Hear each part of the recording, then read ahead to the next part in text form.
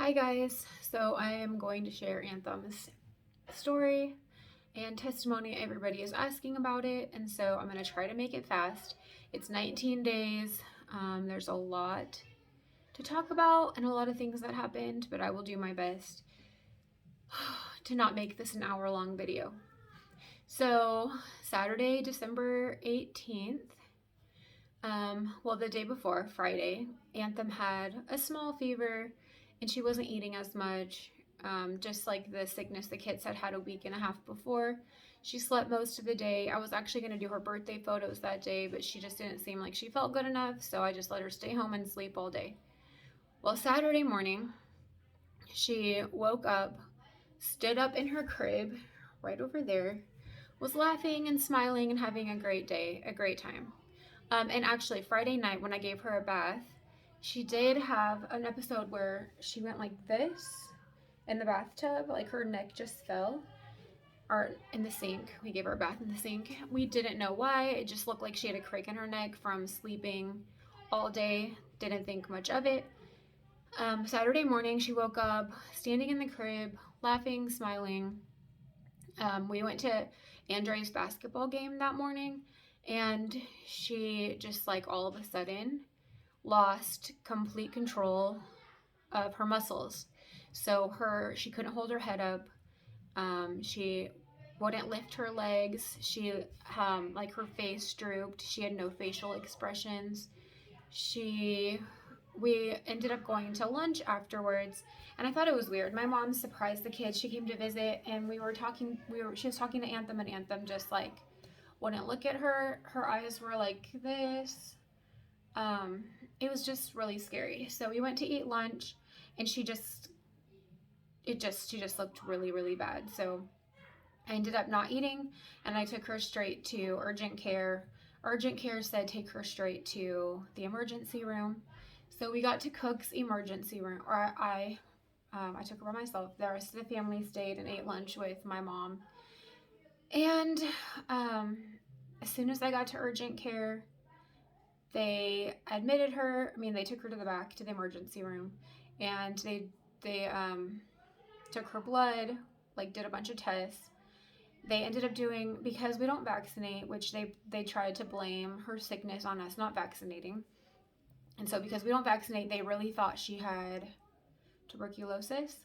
And so they did a spinal, which was the worst experience of my entire life. They were holding her down, and so I had my hand on her head as they were holding her down, and she couldn't like control her neck still. So her neck was like, it was just terrible. So I had my hand on her head praying over her as they were giving her this spinal.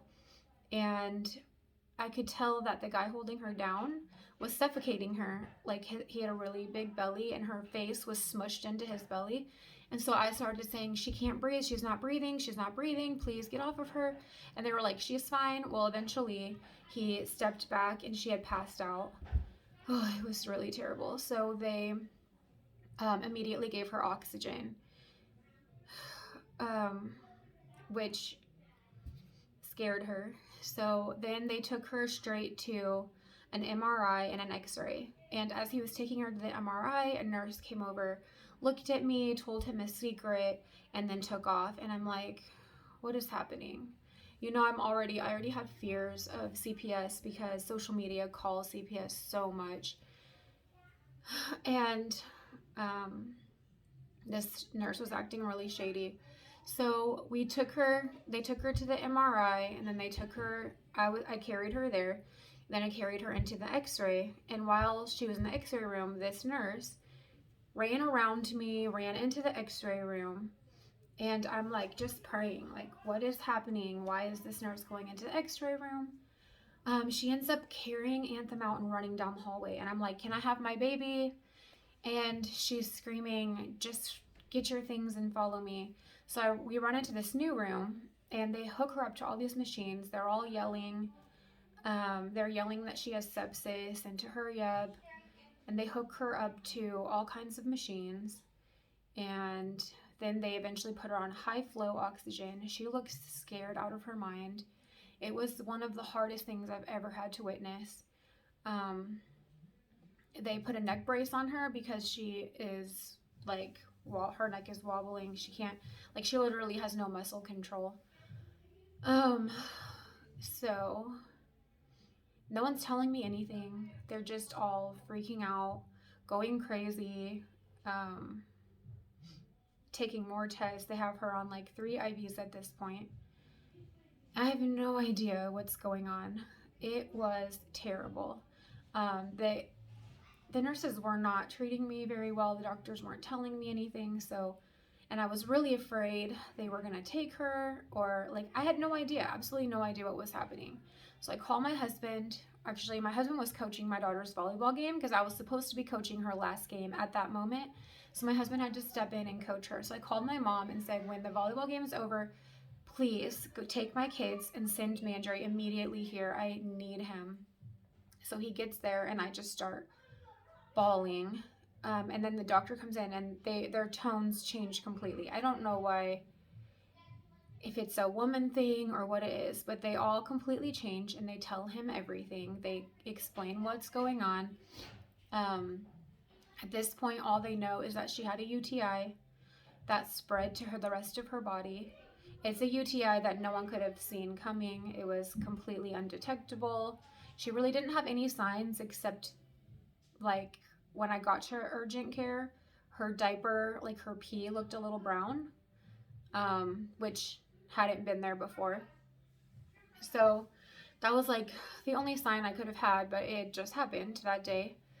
So they explained to him that she had a UTI that turned into sepsis and that they were admitting her to ICU. So they eventually took us upstairs to ICU. They're much they were actually very nice in ICU, and they were very nice to my husband. So things calmed down. They still had her on the high flow oxygen, which seemed to make her so much worse. Like, she really hated, when someone blows in your face and you're like, that's how she was for a long time. Like, what is this in my face? I really didn't think she needed it. I don't even really know why they gave it to her, but so I kept telling them, can you please put her back on regular oxygen? This seems to be bothering her. But I guess it was protocol. I don't know. So it was an exhausting day. My husband sent me home like 11 o'clock that night, maybe midnight, to get some rest and come back in the morning. So the next day, Sunday, was the absolute, I just thought it was like dehydration, a simple antibiotics for UTI, and she'd be home soon. I've been praying and praying all night, and that night, Saturday night, I shared 2 photos of her in the emergency room. One when we got there, and then the other one when they had put the neck brace on and she was hooked up to all the machines. Well, I just asked people to pray for her. Well, people started to make blogs and send me messages and all these terrible, terrible things, and started making up stories that I dropped her, that she broke her neck, that she died. It was awful. People were harassing me like crazy, sending me all kinds of messages. There were blogs about her. And so I was praying, like, what do I do? This is the last thing I need. This is the last thing my baby needs. Like, people were literally cursing her, wishing death upon her. So a lot of you saw that I was gone for a while.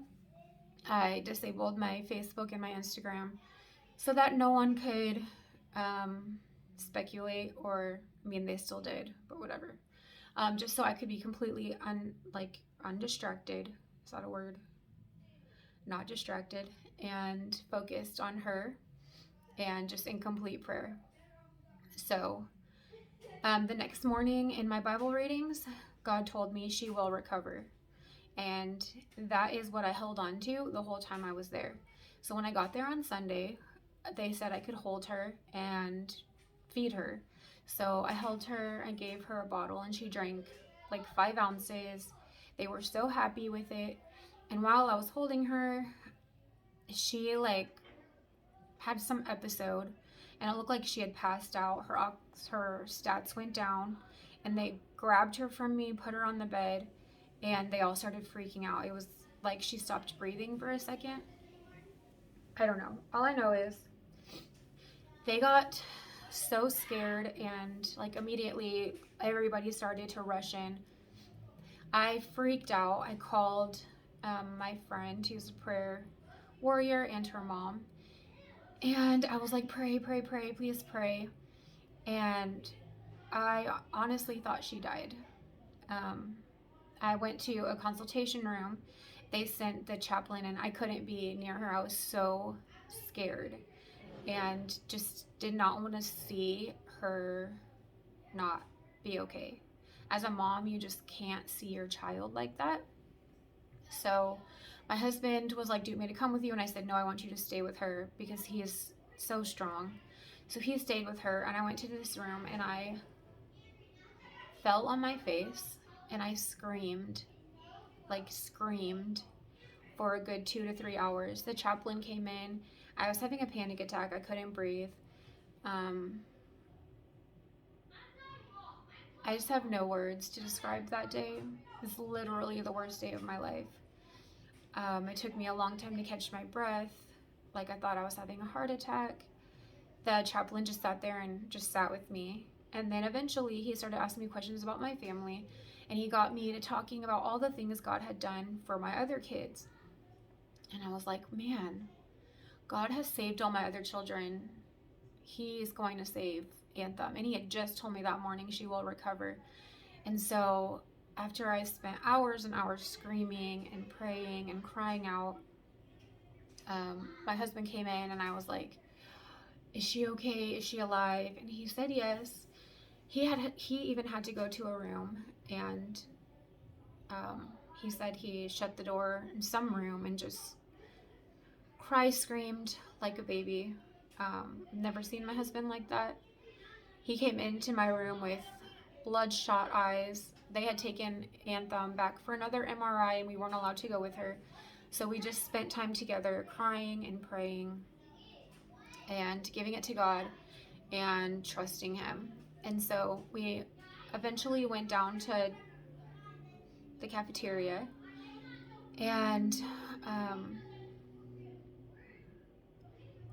just talked. He ate. I was going to fast until she got out of the hospital, just in complete faith that God was going to heal her. So I spent a good amount of time fasting and telling him like how scared I was. And he said, do not come back to the room until you believe that God's going to heal her. I don't want any fear. I don't want any doubt in that room. And so I stayed downstairs for a very long time. So if you see this was my war book. So that day I went to the gift shop and was looking for a journal so I could just write down everything and all my prayers, everything. So this was the journal that I found. So her name's Anthym. Her music notes have always been her theme.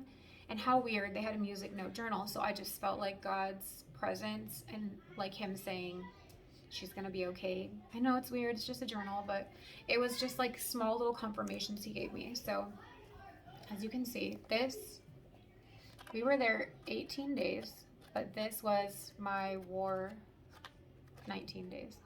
This is what I wrote in every single day. This was my war book, literally.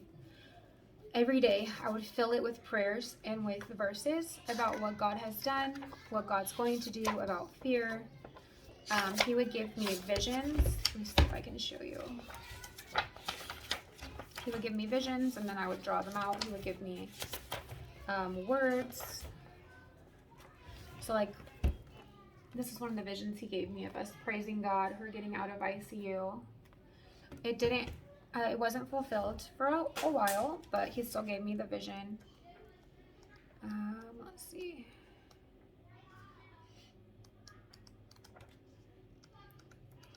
I have more somewhere. One of the days he gave me these words, patient endurance. But anyway, this is just full of, every day I wrote down just a list of all the prayers that we had for her. And then I marked off every single prayer he answered, and he often answered almost all of them every day. It was just really cool to witness. But anyway, I never came back to the room because I needed to go home and get my faith right. So I came home again that night while he stayed the night there. And the ICU was like negative 15 degrees. My husband never left. He stayed the night, every night except one night. I stayed Christmas Eve. And like his strength blows me away. So I came back Monday morning, and that's when we had like every single doctor from every single specialty come visit us and let us know like what's happening. So when I got there, like I spent all night listening to verses instead of my rainforest at night. I had it play verses and confirmations and I don't know, things like that all night long. I prayed and I worshiped all morning, so I knew God wanted me to go in there and scream prayers over her. And so in the ICU, there's curtains all around her room, and there's no privacy whatsoever. You can hear everybody everywhere. You can hear every cry, every person that is admitted. You can hear every cough, literally everything. They could hear every time she pushed a button on a toy, every time we got a phone call, every time we sang a worship song. Everyone in the ICU heard it. So there was no privacy. So if you want to be bold, if you want to pray faith over your child, everyone's going to hear, and you have to be very bold.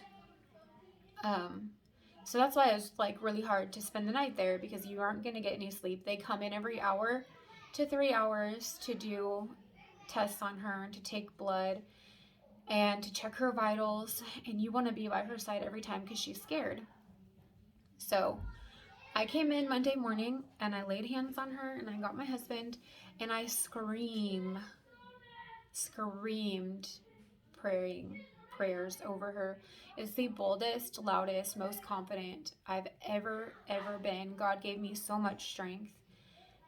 And my husband, it like totally filled him up. So every day we would come in the morning and we would pray like hard, go to war prayers over her, and we would sing praise songs with her. So that day, Monday, the doctors came in and they said that her liver numbers were so high that her liver was failing, that they were going to transfer her to Dallas, and that she needed a liver transplant. So in my journal, I wrote down, she will not get a liver transplant. She does not need that. She will not be transferred. Being transferred would have been really hard on us because it would have been like an hour or two from where we live. And then just a transplant. So you can see right here where I wrote all of that. She will not need all of those things. Those were my prayers for that day. Totally forgot. Sunday, after she passed out on me and like all those problems happened, they had to intubate her. Then that night, they intubated her just to get her oxygen back, get her breathing again.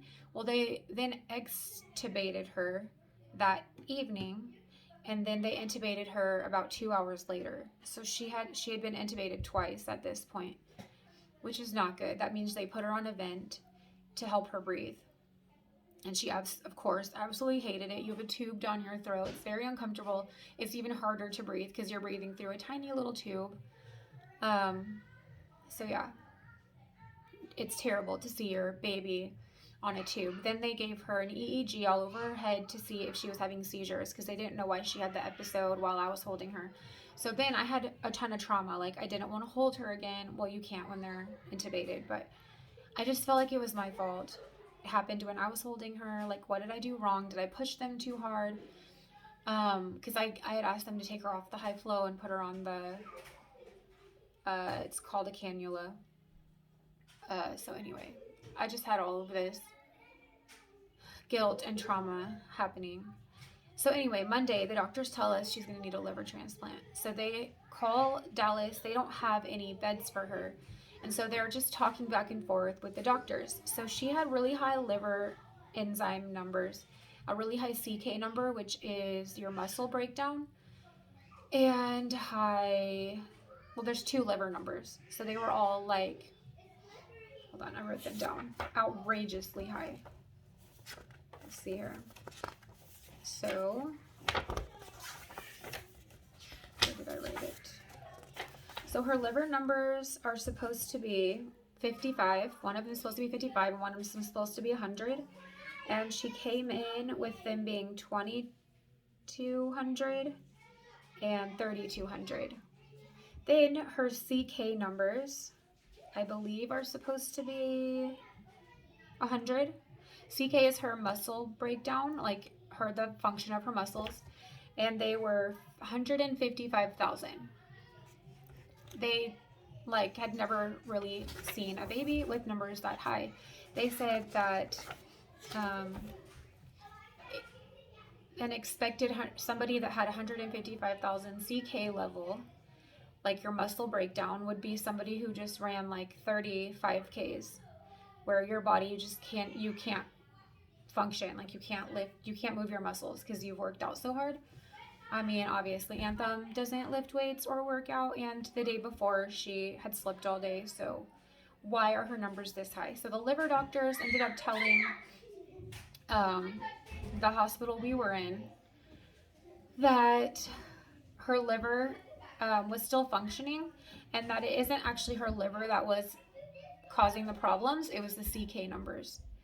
So they continued to treat the UTI and with antibiotics and her fever. So she had a fever for I think 7 days. The first 7 days she was there, so she had to sleep naked for 7 days. They even had ice on her because they couldn't give her Tylenol or anything to bring the fever down because of her liver numbers. It was terrible because it was so cold there, and seeing your baby naked on a hospital bed and she can't even have a blanket, it was so awful. And then I would come home at night in my warm bed and take a warm bath and just feel so guilty. Anyway, so at the end of the day, by the end of Monday, they had found out that it wasn't her liver and she would not need a liver transplant and she could stay. Huge answer to prayer. So they continued, like I said, to treat the UTI and try to wean her on oxygen on the vent to get her better. Her numbers every day, like they had no idea what was happening. They had no idea what caused it. They had no idea like why UTI would cause CK numbers to be so high or cause your muscles to break down. They had every specialist come in and tell us they can find nothing. There's absolutely nothing they can do, nothing they can find. They don't know how to treat it. They're just going to keep treating the UTI, the infection, and see if it resolves on itself, on its own, by itself, whatever. Okay, so they, every day they checked her numbers, and her numbers continued to drop every day. Every single day they got lower and lower and lower. It was slow progress, but every day she got better and better. Well, then she started to get congestion in her lungs. So when she came in, she didn't have any lung problems, no congestion, but the being intubated, because she can't cough up anything or like because she's breathing through a tube, she ended up getting really congested in her lungs. And so they couldn't extubate her until her lungs were cleared. So they came in and they did the most terrible breathing treatments to her. I could not sit there and watch it. They would take these tubes and stick them down her nose and down her throat and suck the congestion out because there was no other way to get it out. They would do like palpitations on her to shake it clear. And of course she hated them. She like couldn't talk. She couldn't cry. She just looked at me like, save me. Why are you letting them do this? I just held her hand through every treatment and my heart just broke in a million pieces. It was terrible. And she had these treatments every 3 to 4 hours. As a mom, I think that is the most torture you will ever feel. Seeing your baby go through something terrible and you can do nothing about it. All I could do was pray every day. I never did anything but pray and worship, pray and worship. Eventually God made it clear that we were going through a Job moment where our faith was being tested. The enemy thought he could win, he could get us down, he could break our faith, but I was determined. That's one of those days he said patient endurance. So eventually, I'm trying to make this as short as possible. Okay, I'm not going to give you every single detail. But eventually, things just got harder. Her lungs were not clearing. Every day, they either got the same or worse. The treatments weren't working that great. And so they were trying to figure out what to do. Well, one day, her lungs, they did an x-ray and her lungs were clear. This was Christmas Eve. And so they were going to extubate her on Christmas Day. And the kids, they had like this special. So because of COVID, you can't have any guests other than just the two parents. So because it was Christmas, they decided to let siblings, all the siblings of every patient in the hospital could come visit that day only. So we went and got all of the kids Build-A-Bears. Like at this point, we thought she was coming home pretty soon. Her birthday was in like 6 days. And so we thought she'd be home by her birthday. We thought she'd be home that weekend, actually. We didn't think she'd be there for Christmas, but she was still intubated. It took so much longer than we thought. Well, that morning, Christmas morning, her lungs were cleared, and the kids fed the homeless with our home church. And so after they fed the homeless, she got extubated. Then they wanted us to wait like an hour, and then all the kids came up. But after she got extubated, my biggest fear was that they would intubate her again if she wasn't like 100% on the high flow. So I was, again, that was the day I had another panic attack. Just so much trauma and like fear of what could happen. And so the kids came to visit her, but she was breathing really, really heavy, like way heavier than they wanted her to. And they were talking about intubating her again if she couldn't breathe better. They let me feed her and give her her bottle, which she loved. She could not wait to eat again. And they did these new treatments on her that I just couldn't watch because she had been extubated. The treatments changed and they looked like torture. So my husband, I went downstairs with the kids. I had a panic attack, and my husband was like, "Go home. I got this." So he stayed with her. Like he had so much faith. He was so strong. I see my husband in a whole completely different light.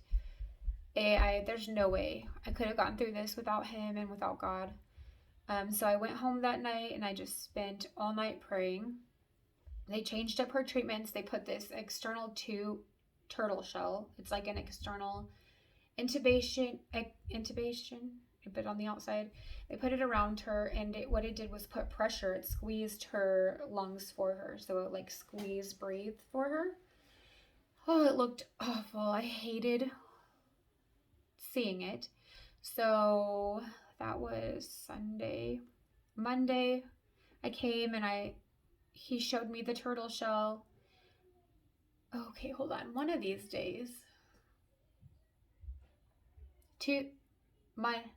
Tuesday. Okay, so get this. Tuesday, I came in to relieve him and let him go home to do men's group on Tuesday. They had been doing the turtle shell all day Monday, so he had stayed all day Monday. And then Tuesday, I came in to let him come home and stay the night and do his men's group at our house. He was telling me once she's done with the treatment, she usually does really good, because what had been happening is she would get treatments and then she would get worse, but she would recover. Well, that day we had a male nurse, and he was like really scared. Every time her oxygen would get under 95, he would freak out and turn her up really high, and then that would make her freak out because now she has more flow coming in her mouth, and it's like she's being blown in the face, and it was not helpful. And so my husband was like, just stay calm, because he freaks out about everything. So I'm like, okay, whatever you say. So as soon as he leaves, her treatment ends, and her external shell starts suffocating her. They had put it up so high that it was suffocating her. And so she's laying in bed like this. Her oxygen is dropping. And I am like, I don't want to tell the nurse because I don't know what he's going to do. I'm like afraid they're going to intubate her again. I know it's the turtle shell causing her distress. So if after an hour, I sat there for an hour watching her suffer. After an hour, they finally get a doctor to come in and he says, we're going to take the shell off and give her a break. And I'm like, thank you, God. And I called my husband and I said, you have to come back. You have to come back. Please come back. So he has somebody else lead his group. He comes back. They take the turtle shell off and she is like so much better. And I stay until midnight and my husband said to go home. He calls me and says they're going to put the turtle shell back on. And like, at this point, I just have trauma. Like, I don't want her to go backwards. I don't want her to be intubated. This is not what I pictured as success. So he ends up, like, I am in like distress. And so he ends up staying in the hospital for 4 days. I don't go back for 4 days. I literally stay home and I sit outside or in my closet. Luckily we have friends that watched our kids for 19 days. They pretty much never left. They were with them the whole time. I fasted for 11 days, so I had no energy and I was like in distress. So when I was home, I was in my closet worshiping, praying with my son, or I was outside, like on my face, worshiping and praying. I literally never stopped praying. Like, I knew she would recover, but I had to build my faith up. So what God had spoken to me is he said, it isn't that you don't have the faith, it's that you want it done in your time and you won't go through the process. The process was the worst part. Like, I knew the end was victory, but I didn't want to go through the process of watching my baby suffer. It was terrible to see her like literally suffering, and there's nothing you can do about it. And then once they put the turtle shell on her, it wasn't clearing her lungs. So I had been praying and God had given me like a vision of her flipping upside down and getting the fluid to come out that way, because they were doing all of it with her sitting up. Well, I never said anything because I didn't want to overstep the doctors. Well, funny thing is, my husband, now at this point, the doctors still have no answers. They have no idea. They don't know what to do.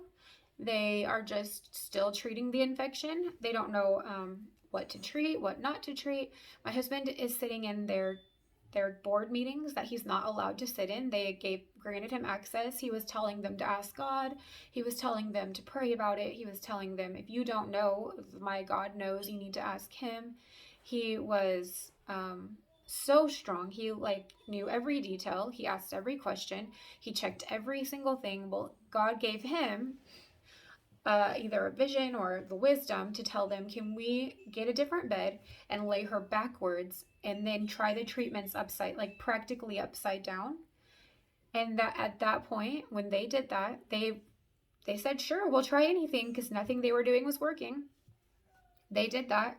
And within a day, her lungs were completely cleared.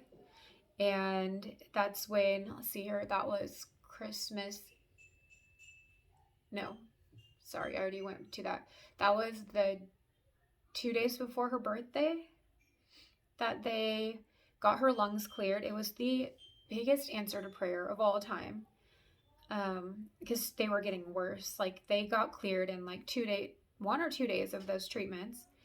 And the treatments were terrible. They were like a plunger where they have put this thing over her mouth and they like plunge upside down. She's laying upside down.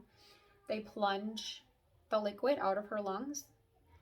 I could not watch this happen, but my husband is like, it has to happen.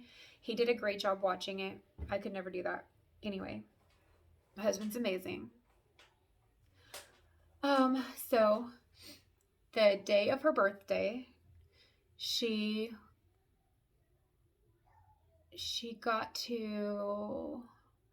they weaned her down. So I think she still had the high flow in her nose. But they got to wean her down. So she was almost at, like, we thought she would get out of ICU on her birthday, but it didn't happen. But she did, like video you guys saw yesterday, she did get to go on a birthday tour around her floor, and she got to go outside for the first time. And she was doing great. Her numbers were amazing. She was doing awesome. That's when they started physical therapy. So she couldn't turn her head. I didn't hear her cry for the first like 14 days. And my prayer was, I just want to hear her cry. She didn't smile, I think, until day 16. There was like the little signs of life, very little signs that she still had life. Like you could see the life sucked out of her face. And so every day I prayed the breath of God in her, the life-giving breath of God in her. Then it was one of those days, I put it in the video, she had a toy and Mandra would push it and she would dance like this. And that was like a breath of fresh air, like she was coming back. So on her birthday, they threw her a little party and she got to sit up. She was sitting up in a bumbo. She couldn't like hold herself fully up, so she sat up in a bumbo. I think it was the day after her birthday that she got out of ICU. It was a great day, and at that point I would stay with her during the day and he would stay with her during the night.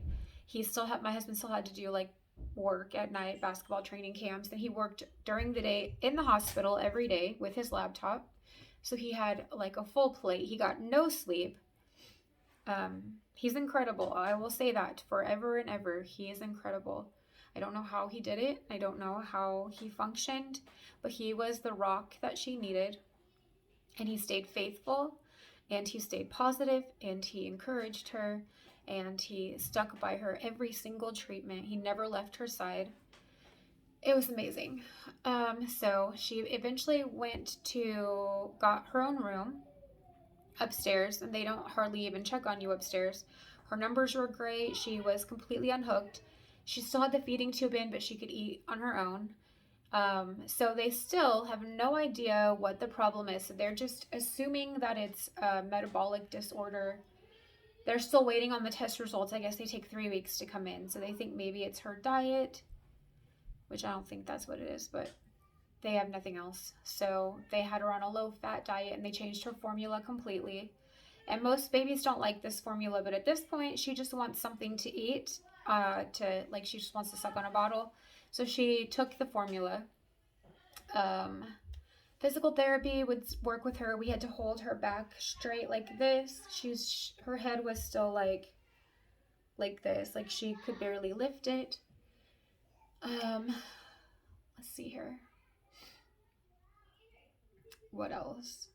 So the day before she got to come home, they did a swallow study, and they noticed that when she would swallow liquid, some of it would go in her lungs. Just a little bit would go in her lungs.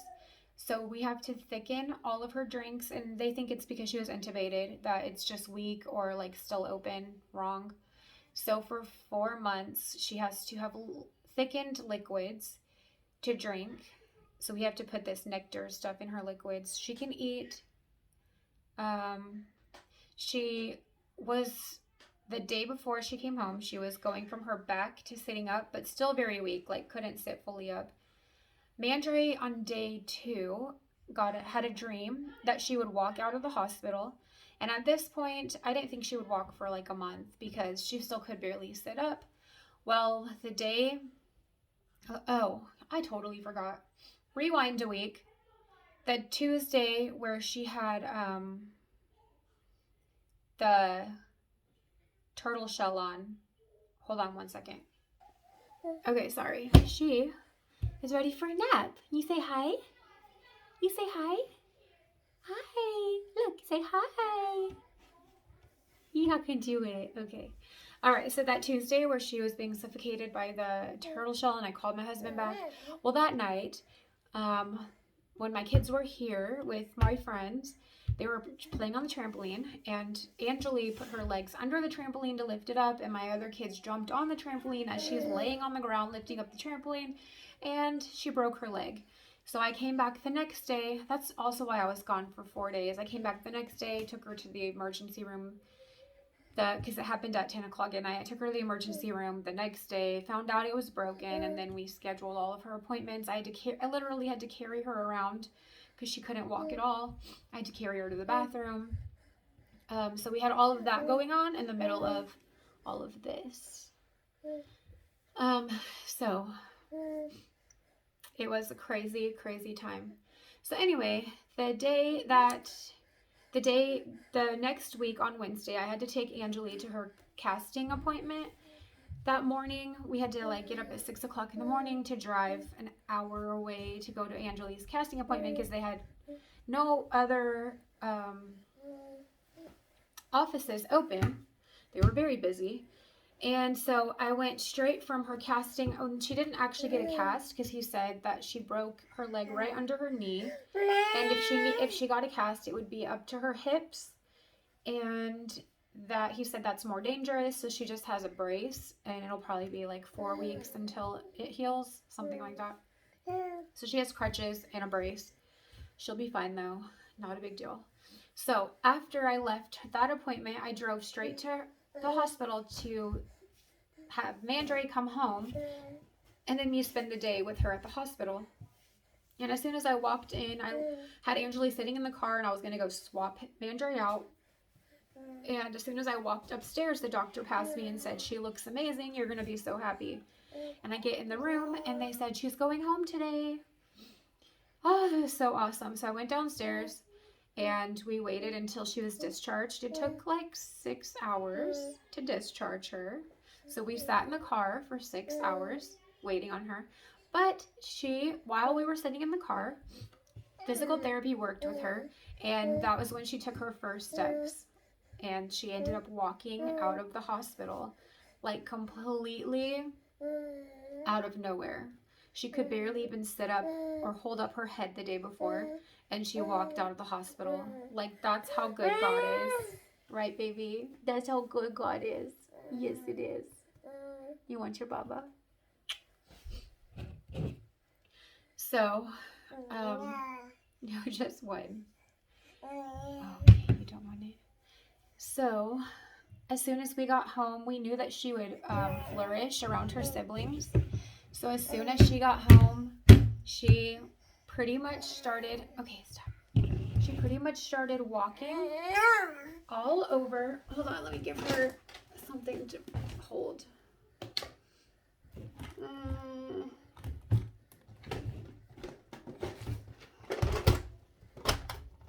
Here. She started walking all over the house, sitting up, crawling, everything we'd been trying to get her to do for days, she did the day she came home. And she is 100% back to normal. Right, baby? Yes. She's smiling. She's laughing. She's playing all day. She barely wants to take a nap. She walks everywhere. She's like literally the same child as before we went to the hospital. The only difference is she has a paralyzed vocal cord still, and so her cry is practically non-existent. It's very quiet, but her little voice is still super cute. But anyway, that was in a nutshell, our last 3 weeks of our life. It was crazy. My faith has grown in ways I could never imagine. My marriage has gotten better in ways I could never imagine. My children's faith has all grown. Like in that video I sent, one day I came home from the hospital and they were all in the living room praising God. My son started speaking in tongues while she was in the hospital. They all now understand faith in a way most people don't ever get the privilege of understanding faith, and so we count it all joy. It's really hard, but I knew God has always told us in the Bible to praise Him in the storm, and the way to get rid of fear is to just praise Him and trust Him. And so I learned so much. Like, God stopped my fast at 11 days because at some degree I was trying to heal her through my actions of fasting. And God said, the victory is already won. Act in faith. Stop fasting. If you stop fasting, doesn't mean she's gonna not be healed. And He humbled me a lot. And that was really hard. But He humbled me, and I mean, I have testimony after testimony. A lot of other things happened. Our refrigerator had broken before she got in the hospital. My computer had crashed. Well, in the middle of her being in the hospital, right before we went to the hospital, we got a new refrigerator that my husband got on Facebook Marketplace, and had a 30-day guarantee. Well, the refrigerator broke like day 2, and the guy blocked him and scammed him. So we are stuck with a broken refrigerator again. So while she's in the hospital, we have another broken refrigerator. And then the day before she came home, our kids went to bed and flooded our upstairs bathroom. They just left the faucet on. And so it was coming through our ceiling in the hallway. So now we have to fix our ceiling. It's just like stuff just keeps happening. And then the day we had her worship party, we had all the people that helped us came together and we worshiped God. It was her worship party. On our way home, he got a flat tire and bent the rim on his truck. So, because he hit a pothole on a road we drive every day. So yeah, the enemy is just having a heyday, but we are not. We are rooted in Christ. Our roots are deep and we will not be shaken. We are immovable. We will stand faithful and firm. And baby Anthym got better despite no one having any idea what's wrong with her or why it happened. She is our little miracle. Anthym, look, say hi. Say hi. And we are grateful for nurses that love on her, and that spoke life over her. And we're grateful for, there were so many kids that came in that almost died, and we got to pray there, and kids that were going through the same thing that came in a few days later, and they got to see her healing. And it just is so encouraging to everybody else to see when someone is really close to death, that God saves them. Some of the nurses didn't think that she would make it, and they told me that right before she left ICU. That's really hard to hear, but it just shows you how far God's brought her. Anthym, see, I'm telling you, she just plays all day. Anthym, hey, what are you doing? What are you doing? Okay, well anyway, I hope that helped you understand what happened to her. I literally could talk forever because it was so crazy. But that's all. Have a blessed day. Bye.